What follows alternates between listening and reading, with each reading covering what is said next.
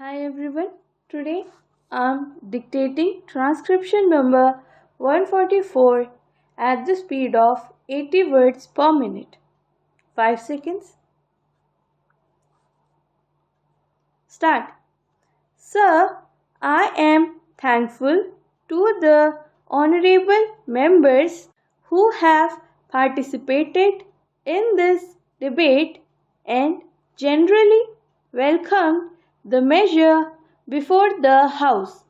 This amending measure of the Motor Vehicles Act, as honorable members may perhaps recollect, has had a very checkered career, and in fact this amending process started 10 years back. It went to the select committee stage and a certain finality was given to it at that time. Then it could be pushed through. Later events made it necessary for further changes to be made in the amending measure, and I should think that this amending bill has come at a very opportune moment before the House, when the whole emphasis in the context of our planning is on the development of more and more transport capacity. I should like honorable members to view this question in that aspect, and if they do so, they will find that this bill provides for and enables various steps to be taken so that transport capacity can be fully developed. There was some mention about nationalization, and I thought the opposition to it, if any, was very mild and had become thoroughly modified in the course of these few months. It has come to stay, and that has been very well realized by honorable members who were not perhaps so happy as others regarding this question of nationalization. So let us consider what is the task that is to be done by the various transport systems in the country, rail, road, and so on.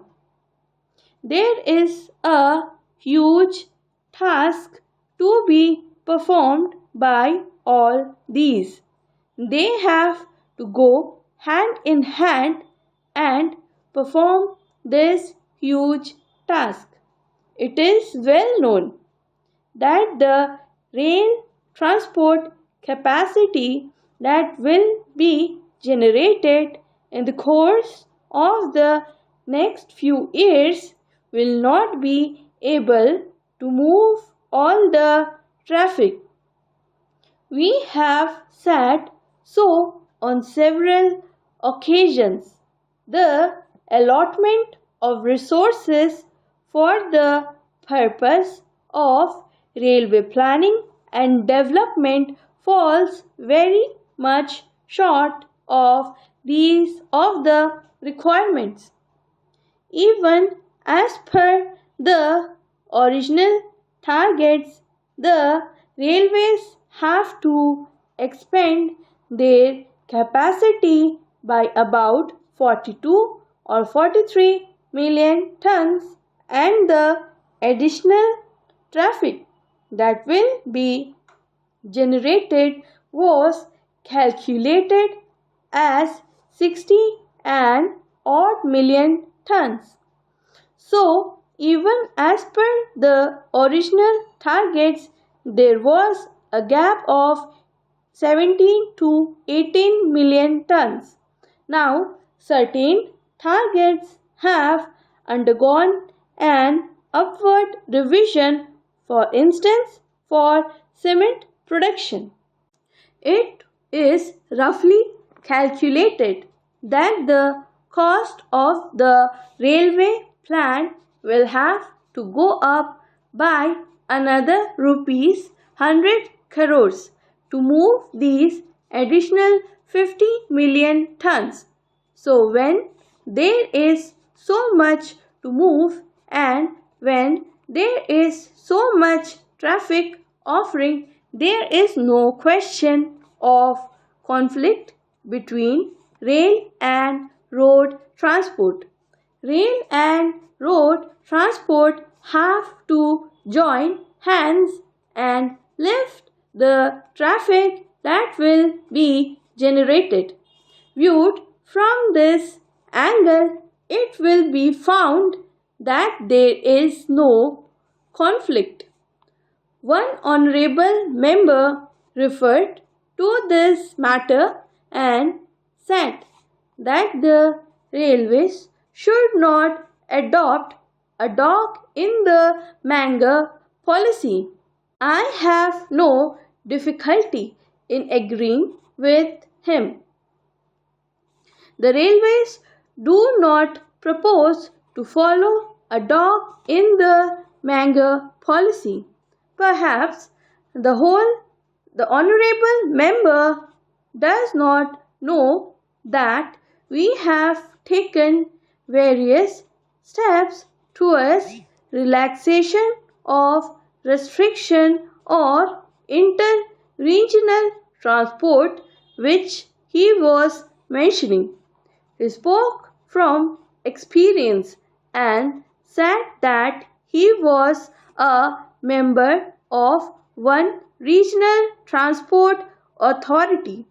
Even as far back as 1994, this subject was considered and state governments were advised to relax the restrictions that they were having both on private carriers and public carriers. They were asked to give the utmost freedom to private carriers.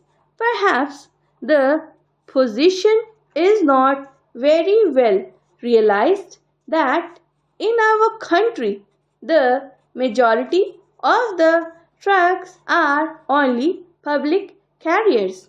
In other advanced industrialized countries, the majority are private carriers. It has been brought out in the report of the study group which went into this question that perhaps 70 to 80% of the total number of trucks are in private hands.